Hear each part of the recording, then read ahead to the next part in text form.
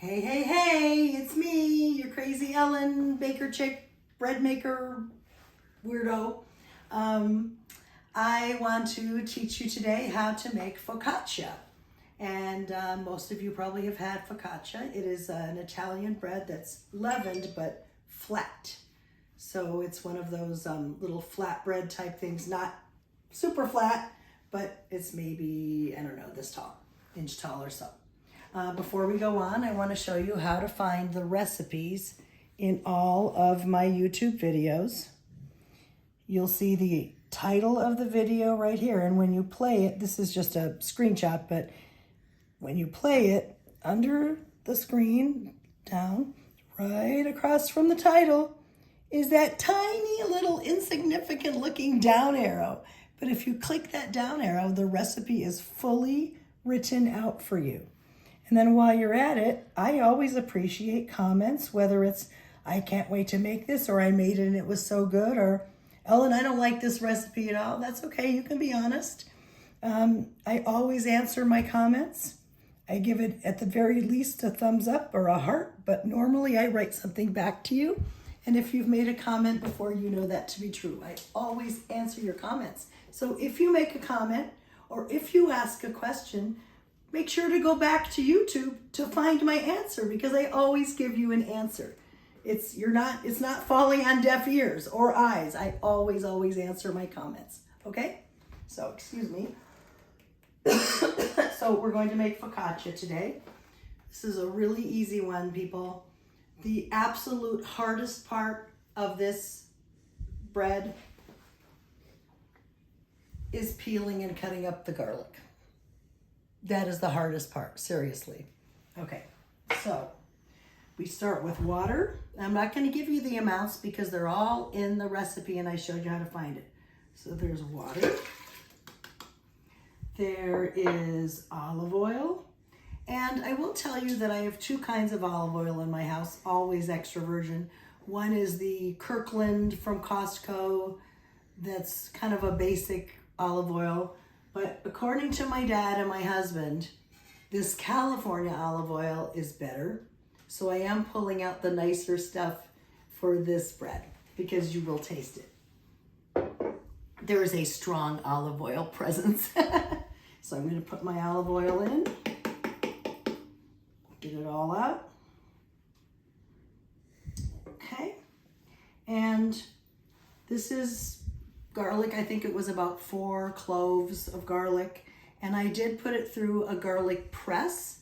If you don't have a garlic press or you don't want to, just mince it pretty small. That's all. Whatever you want. So get that in there. Now my hands are going to be garlicky. All right. Yeah. And chopped rosemary. I will give you the amount, but there was a stem about this long. It's from my dad's garden, chopped rosemary, and I just go and strip it off the stem, wash it, chopped it finely, and I just throw it in. It could be a wet or dry ingredient, but I made it the first time when I put it in here with the garlic and the water and the olive oil, and that worked, so I'm not going to mess with it. So I'm going to sprinkle that in there. And then we have our flour, bread flour. King Arthur bread flour is all I use. I do try to sprinkle it evenly. There is no sugar in this recipe, only salt and only a very tiny amount. It's like a half a teaspoon, 3 grams or something, but it'll be in the recipe. And then finally, make my little well in the bread pan, just a little dimple. And that's where the yeast goes. And that's it for the dough. The rest of the process is easy because this doesn't need a final rise. Once I take it out of the bread machine, I'm going to roll it around in some olive oil, and we'll show you that. And then I'm going to press it into a pan, and I'm going to make sure the olive oil is on the top as well as on the bottom. I'm going to sprinkle more rosemary and kosher salt, which is totally optional. I just decided I wanted that salty flavor, and I liked it, and I'm going to do it again. if you're not a super salty person, or if you need to watch salt for health reasons, don't add the extra salt. That's just a taste thing. If you don't want the rosemary on top, you don't have to add it. If you want to add roasted garlic on top or sauteed garlic, you can do that. You can do whatever you want. And if you don't have fresh rosemary and you have dried rosemary in your cupboard, use that. It's totally up to you. I just want to say before I turn the video off for now and show you the next part, that we are watching Julia Child on HBO Max. And if you're not watching Julia, you should, if you can possibly get to HBO Max, because it is wonderful. And she made a speech, and this is not really a spoiler, but she said something to the effect, not a direct quote of the show, that she's not a chef, she's a cook, and sometimes not a very good one. And I kind of really identified with that. I want you guys to know, I have no professional training. I don't pretend to know everything about bread. I don't understand hydration. If you ask me about the different yeasts, I'm gonna say, I use instant because it works for me. And if you wanna know more, you can Google. I don't know all the chemistry of baking bread. I only know what works for me and what seems to work for you based on your responses. So I just wanted to get that out there. I'm not a professional baker. I've just been baking my whole life, and I enjoy it, and it's fun. And also, by the way, my husband keeps bringing his hand up to turn off the video, and I keep tricking him. It's been a year that I've been on YouTube. My first videos were April of 2021. I looked for the exact date and I couldn't figure it out. Somehow in my head I have April 11th, but I can't figure it out how to find that date. But anyway, so a year. I've been doing this for a year, and it's just been so much fun. I've made so many friends. Thank you so much for hanging out with me. All right, now we'll stop and we'll come back, and I'm going to show you too wet to dry. It's time to check the dough to see if it's too wet or too dry. It's been kneading for about 5 minutes. Here we go. It looks reasonably good. All right, so a little sticky. I'm going to add about 10 grams of flour, which is about a tablespoon, and I'll check it again. All right, it's been mixing for a couple minutes. Little dough still comes off on my finger, but it's not super sticky. Maybe I'll add a teeny bit more.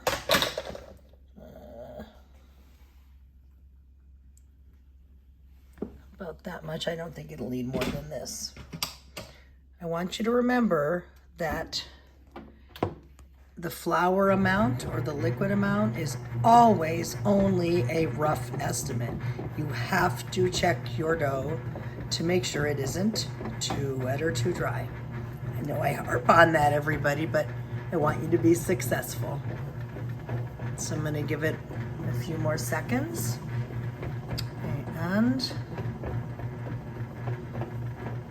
I give it maybe, I don't know, about a minute.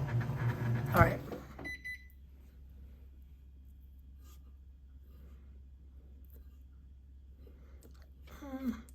A little bit is coming off, but it's really not sticky, it's tacky. So I'm gonna say good to go. All right. The focaccia dough will be ready in 19 minutes, and it's kind of an odd dough. You saw me add flour until it wasn't sticky anymore, but then it gets stickier again, and I have to scrape it out. So you'll see when I do that, and I have a kind of a bed of flour on my counter ready to go. So if you wonder why I have the extra goofy grin, it's because my husband said something that made me get a big silly grin. So this dough, I'm not gonna lie, it's a little weird. I added flour, you saw me do it, and it was a nice smooth dough ball, just a little tacky, but somehow it gets stickier again. And I have a feeling it has to do with the garlic, But since I've made this recipe before, I know that it'll be okay. So I'm gonna try and dump, but I may have to, okay, yeah. So I have an oiled spatula here. I'm gonna have to help it. Well, I've been through this once before. I know it works. Okay, I'm gonna stick my hands in oil and just, there, okay. Okay, this is silly, but that's how it's going.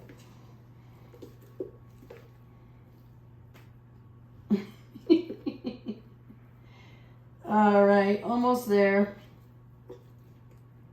By the way, if you have a gooky bread pan like this with globs of dough, try not to get those globs of dough down your disposal because it will gum it up. I am just taking my paddles off. Well, Ellen's having a good time over here. All right, so I'm just gonna put this bread pan over here somewhere. And I'm just gonna use this bench scraper with my non-sticky hand to kind of get flour all over it. And I'm gonna just roll it in the flour. I don't really wanna add flour, but I just wanna be able to handle the dough. There we go. Little flour, big help. I just want to play with it a little teeny bit to get it into a ball.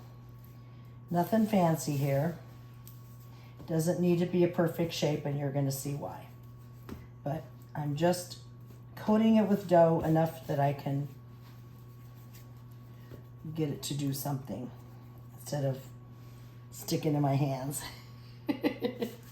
You know, when I was a little girl, where I lived in Michigan, I always had a sandbox. That was the thing. We had swing sets and we had sandboxes.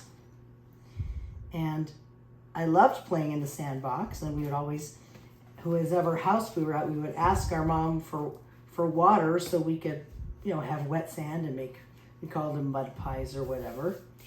But then when my hands would be all gooky like this, Mommy, Mommy, wash my hands, because I was maybe 3 or 4 and I didn't like it. So now that I've gotten it into a glob, I'm not going to call it a dough ball even, but a glob that's kind of cohesive. Okay. And by the way, the smell of garlic and rosemary's heaven. I put some olive oil in this bowl. I didn't measure it. It's just enough to coat the ball of dough, and that's exactly what I'm going to do. I'm going to, and my husband and I experimented on the first batch of focaccia if it was good to do this, because a friend of his who's Italian told him that was the secret. So I'm just flopping this around. I know it was sticky and I made it unsticky. Now I'm making it oily, but it was just easier to handle that way. So all of the oil, or most of it, will be absorbed. So now, to form this lovely, I'm just going to, oh, it's making some fun noises. Made that little squelchy noise. I'm just pressing it in. Nice and greasy. You know, olive oil and Italian food, and Greek too, but this is Italian. So I'm trying to make it sort of smooth. And then the signature look of focaccia is the dimpling. And I'm going to use my finger, and I'm going to do one about every inch.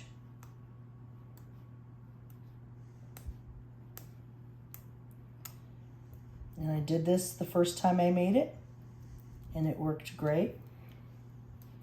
My husband is trying to get me to go, but I don't want to. I want to do it in an orderly fashion. I suppose I could do it that way, but it's actually supposed to have about dimples every inch. I'm not measuring, and clearly I'm not doing it 100%. an inch, but I do want to do it fairly traditionally.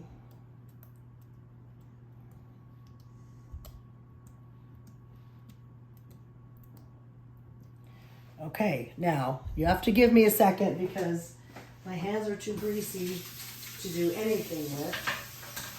And I'm going to wash it with some Dawn because I'm trying not to get the dough from my hand too much down my drain, or else the plumber bills get a little expensive.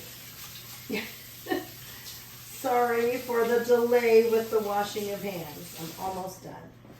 And I have a piece of paper towel right here because I didn't really wash my hands thoroughly enough that I would want to use one of my dish towels. All right, the rest of this is easy.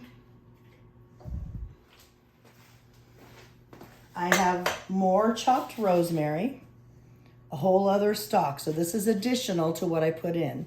And again, the stem was about, I don't know, 10 inches-ish. And I just kind of hold the stem and go, whoop, and it strips it right off. Then I washed it, dried it, paper towel, chop, chop, chop with a nice sharp knife.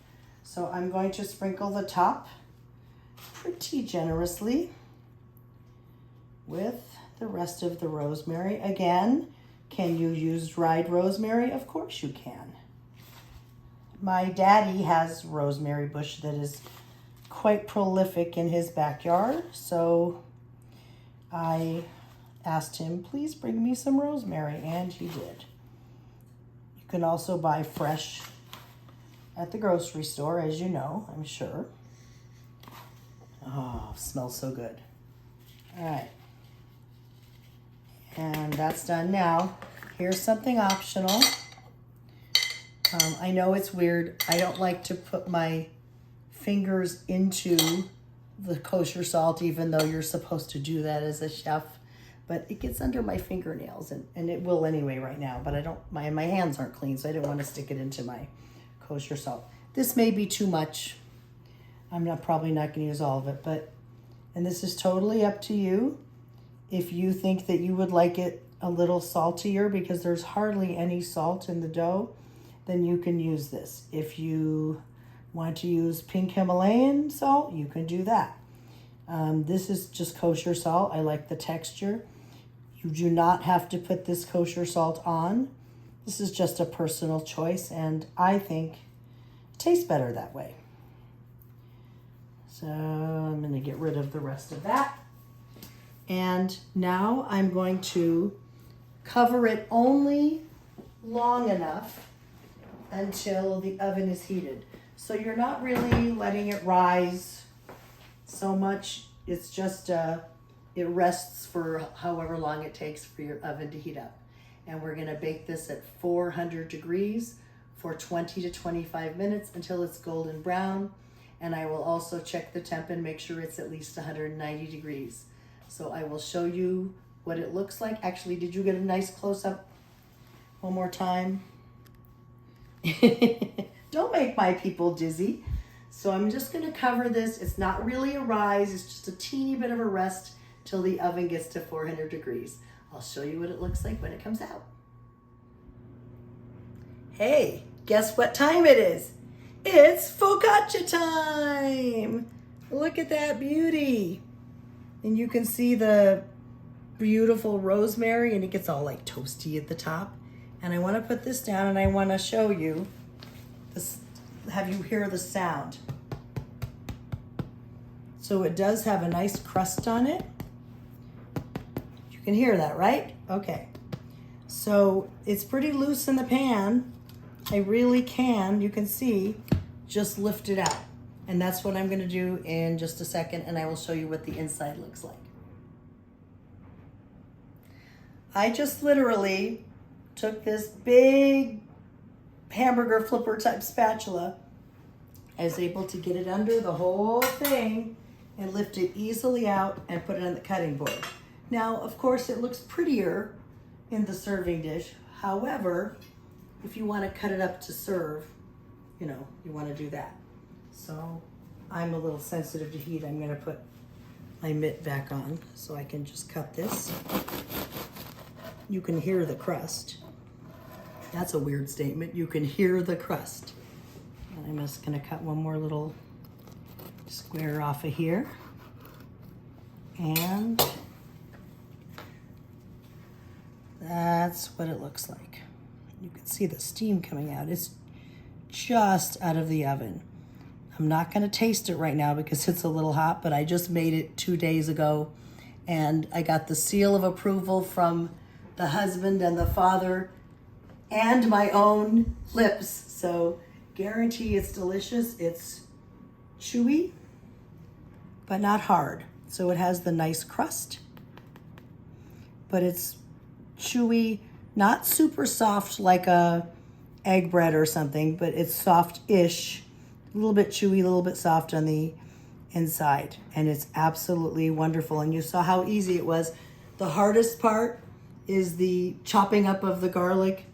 The sticky dough is a little challenging, but I was afraid to add more because the dough ball was perfect. So, but you saw what to do. You can handle it. I know you can. I hope you've enjoyed watching me make focaccia today. And I hope that you like this video and subscribe to my channel if you haven't already. You can also find me on Facebook, Ellen's Bread Machine and Baking Tips Fun Advice or something like that. But if you put in Ellen's and Bread Machine, you're going to find it on Facebook. And you can ask to be let into the group. Feel free to message me on YouTube. Feel free to message me on Facebook. I promise to answer you. I always do. And I hope you make this. And if you do, please let me know. See ya.